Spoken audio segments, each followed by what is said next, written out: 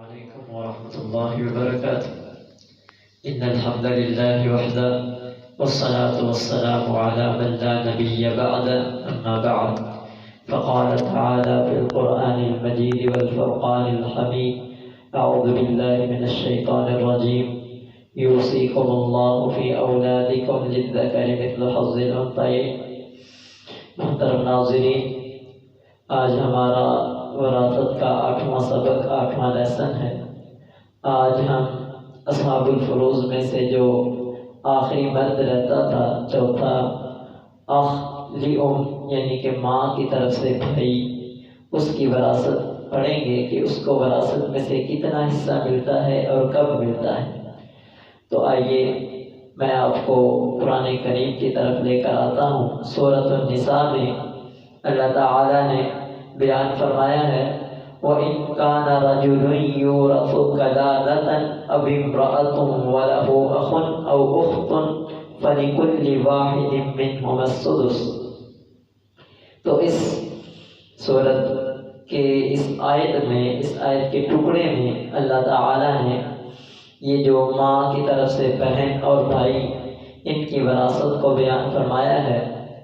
تو سب سے پہلے دیکھیے کہ یہ اخ لِأُم جو ماں کی طرف سے بھائی ہے، یعنی کہ باپ الگ الگ ہیں لیکن ماں ایک ہے، تو یہ آپس میں ماں کی طرف سے بھائی ہیں۔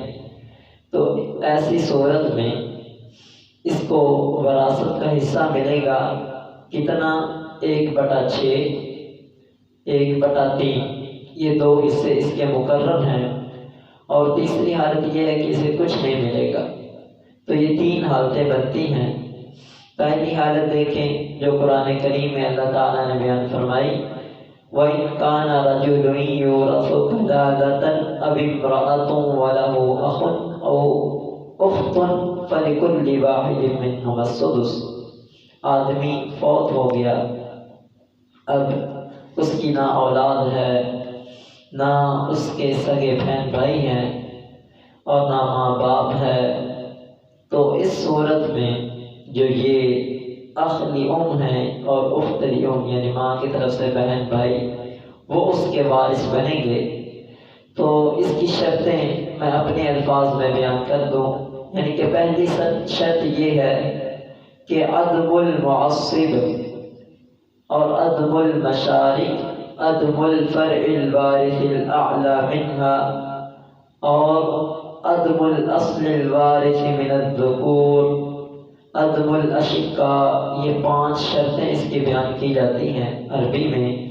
تو میں اپنے الفاظ میں اردو میں آپ کو بتلاؤں کہ عدم المعصب یعنی کہ اس سے جو عصبہ بنانے والا ہے اس کو وہ نہ ہو، اور عدم المشارک اس کا کوئی شریک اور نہ ہو، عدم الفرع الوارث الاعلی منها اس سے اعلیٰ فرع وارث نہ ہو، جیسے اس مرنے والے کا بیٹے نہ ہو، اس کی بیٹیاں نہ ہوں، اسی طرح اس کا ماں باپ نہ ہو، اس کی بیوی نہ ہو، یہ تمام۔ اور اسی طرح عدم الاصل الوارث من الذکور، مرنے والے کا ماں باپ نہ ہو، عدم الاشقاء جو فوت ہوا ہے اس کے سگے بہن بھائی نہ ہو۔ تو اس صورت میں یہ 5 شرطیں جب پائی جائے گی تب جو اخ لِأُم ہے یعنی ماں کی طرف سے بھائی ہے پھر وہ وارث بنے گا 1/6 کا۔ تب جب وہ اکیلا ہو۔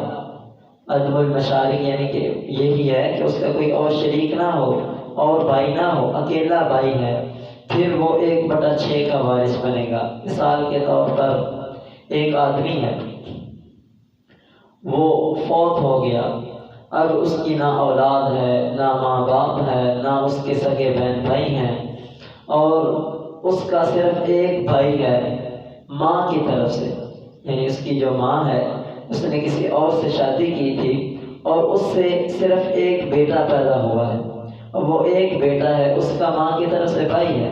اب جو آدمی فوت ہوا ہے اس کا جو مال ہوگا اس میں سے 6واں حصہ 1/6 حصہ وہ اس کو دیا جائے گا جو اس کی ماں کی طرف سے اس کا بھائی ہے، اور یہ حصہ ہوا 6واں، اور دوسرا حصہ ہے تیسرا حصہ جسے 1/3 سے ہم لکھتے ہیں، وہ کب ملے گا؟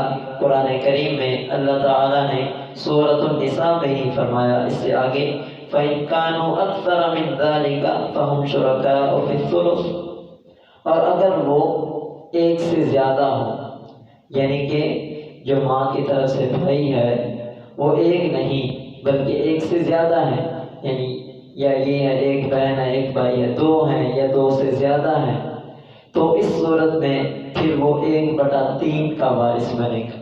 ماں کی طرف سے جو بھائی ہے پھر اسے تیسرا حصہ ملے گا، جتنا بھی وہ مال چھوڑ کر گیا ہے اس مال میں سے اسے تیسرا یعنی 1/3 حصہ ملے گا۔ تو یہ ہے ماں کی طرف سے جو بھائی، جسے عربی میں اخ ام کہتے ہیں، اس کا حصہ صرف اس کے 2 ہی حصے ہیں، ایک 6واں حصہ، ایک تیسرا حصہ۔ تو تیسری صورت جو اس کو محروم کرنے والی وہ یہ ہے، جو اس کی شرطوں میں ہی آ جاتی ہے کہ میت کا نہ اولاد ہو، نہ بہن بھائی ہو، نہ والدین ہوں، تو اگر یہ ہوں گے تو یہ محروم ہو جائیں گے۔ وما علینا الا البلاغ۔